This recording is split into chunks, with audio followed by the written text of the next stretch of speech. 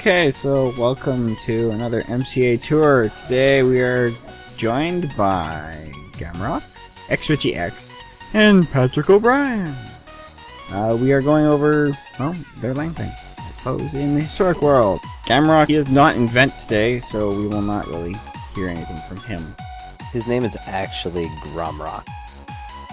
And this is Mr. Richie with the old-fashioned BB stick. He is a giant Lego man. A Lego Rock Raider. Okay, Lego Rock Raider. I'm sorry. And Patrick O'Brien, he is a giant Duke Nukem.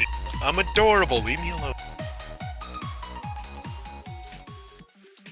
So now we're coming up to the greenhouse, or as you call the greenhouse. The trees are ridiculously placed so they'll never grow. They're called high tunnels, and the reason I built this is because in the same year that I ended up building this, I pretty much built a large one of these. In real life. In real life, yeah. And this is actually scaled up a bit, but the one that we had was very big. In fact, we fit quite a few trucks in it, and it has lots of crops. Obviously not sugarcane and trees, and you know, we might have watermelons, I'm not sure now. But, you know, this is just a great farm. I like it. I never really do anything with it anymore. The architecture always reminds me of a train station. I enjoy it. I like it. I think big stone structures with glass panes and everything, I think they make great gardens. So this is your giant chest. This is the chest, which looked a lot better on the inside before the update where chests became smaller than full blocks because they actually were like tied against these walls here. But you do know that the chest can now stack vertically. You have another nether representation down here. Yeah, this is why we keep all the nether items though, so it's fancy. I believe it was Godspeed's helped me design that. Yeah, your vault is bigger than my vault. Yeah, and actually we're gonna redo the vault because it's not very organized right now. Yeah, and there's a ladder on both ends. And on the second floor you have crafting chests on the floor, which is awesome. And they're on the ceilings, but nobody ever realizes that the bottom of a crafting table is actually planks.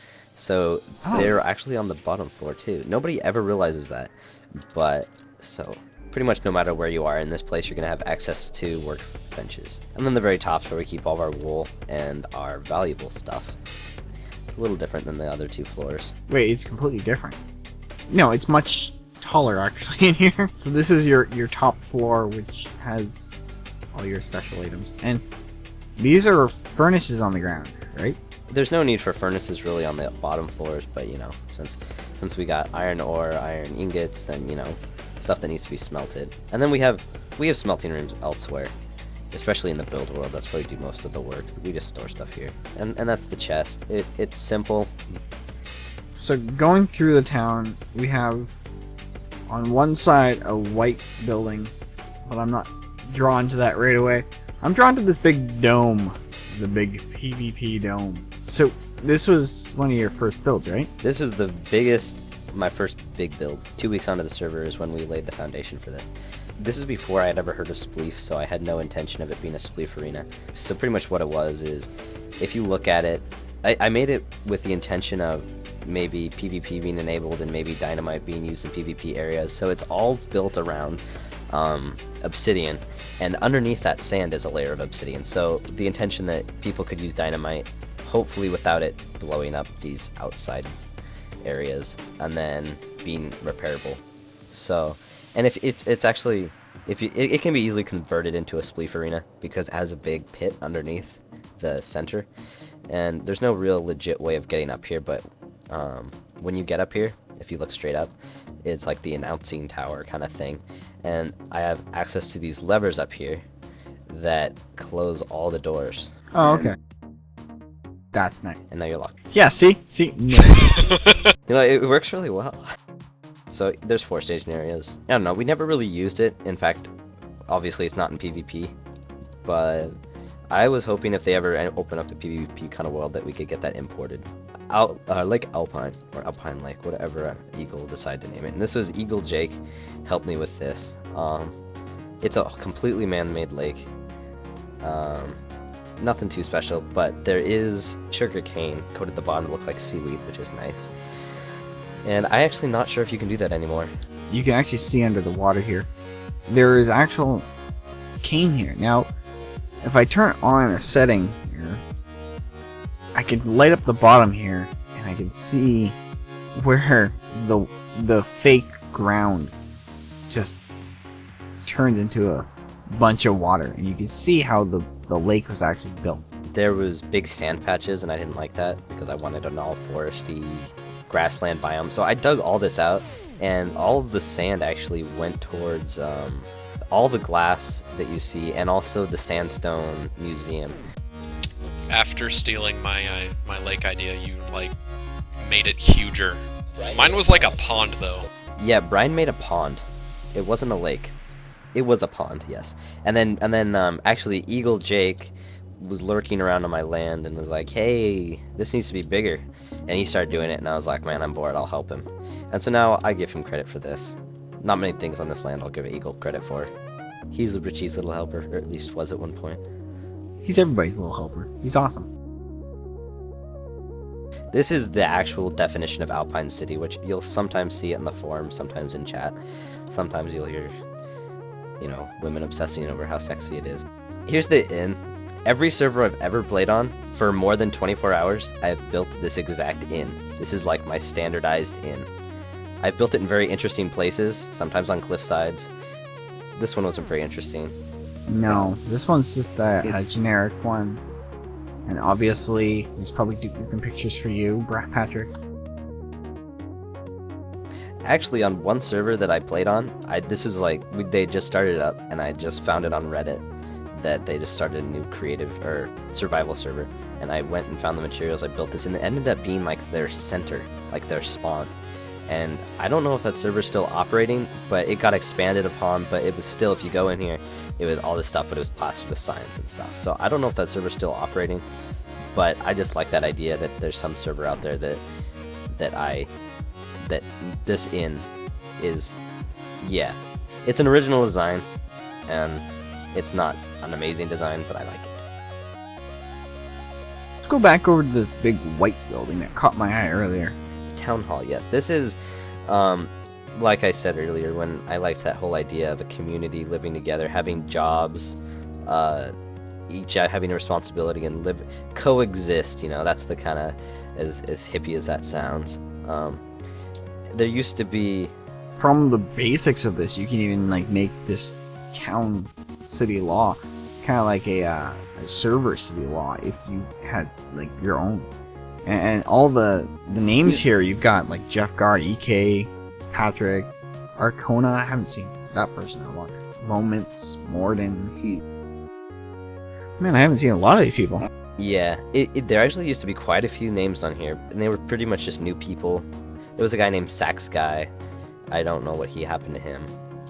And there used to be a sign plaque over here that had a bunch of jobs, and everybody had a job. Like, some person collected wood, some person built on the big wall that, you know, that separated our claim, some people cleared land, and all this stuff. But it never really worked out because people got lazy, and then they got their own claim. So, on this side we can see Gamrock's big, you know, castle. But at the same time, we have this very interesting, like, wood house made by this is your house.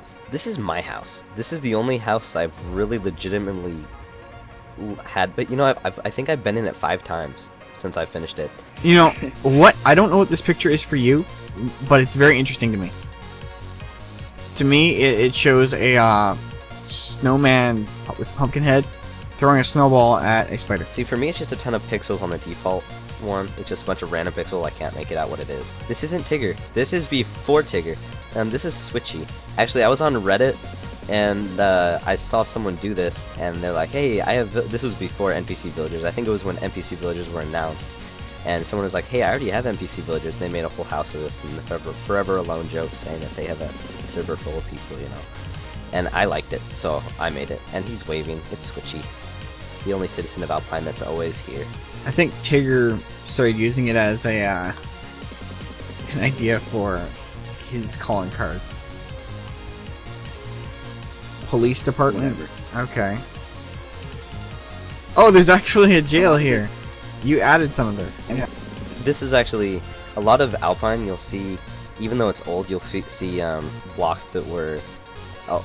Yeah, I updated a lot of stuff that went from using cobblestone to like stone bricks and stuff, and like iron bars. Those used to be wooden fences down there, and now they're iron bars just because.